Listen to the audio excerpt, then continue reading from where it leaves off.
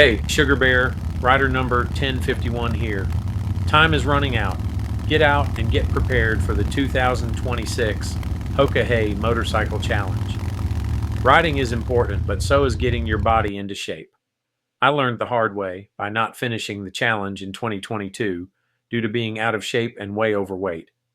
I'm still working on that, but I'm trying. Lost 80 pounds so far.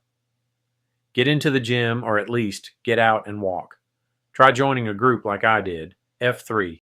F3 Nation is a nationwide men's exercise group that is free. Yes, you heard me correctly. It's free. It only costs you some time. F3 stands for Fitness, Fellowship, and Faith. Check out their website at f3nation.com for a location near you.